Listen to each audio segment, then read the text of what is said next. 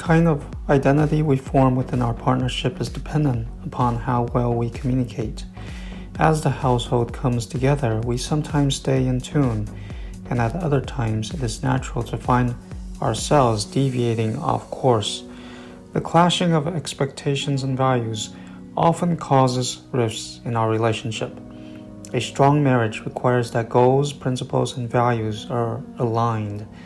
And making sure we agree on these issues is only possible through communication.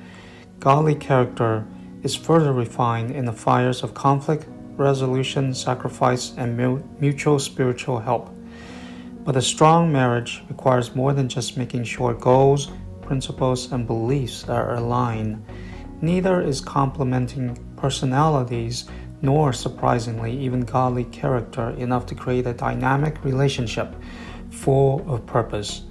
How you express your feelings and disagreements, resolve the misunderstandings by discovering their source in order to rebuff them and merge into a stronger bond is the hidden key to a fulfilling marriage. Open communication is the doorway through which the most fulfilling marriages must pass, and that means revealing your inner feelings to your spouse. The most difficult kinds of feelings involve shame, vulnerability, and hurt. And being able to talk about those difficult emotions without attacking is integral to open communication.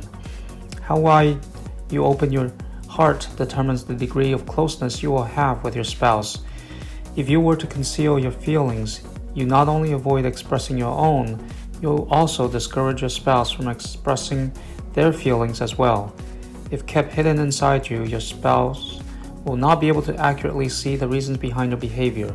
Since communication is a two-way process, it requires both expressing our feelings as well as hearing and encouraging the other's feelings. A relationship is not just about what you do, it is largely about how you do something. Yet most people remain unaware of this and slowly kill their relationships. The purpose of communication isn't to convince your spouse to change their views. It is to express your feelings without judging, criticizing, attacking, or blaming. You may need to explain how their words or behavior hurt you, but you are only stating enough to communicate the context and details of what happened. Dwelling on what they did will be counterproductive because it will be taken as assigning fault to them. Watch out for the sneaky nature of your mind because you might start communicating something you didn't realize. You might even believe you are disclosing your feelings, but be puzzled as to why your spouse isn't responding well. This is probably because you think you are opening yourself, but actually you are mostly talking about your being hurt as a way to blame your spouse. You are resisting honesty because being open is too vulnerable. You are already fighting over power and control. You are already struggling with shame and aren't able to weaken your position further.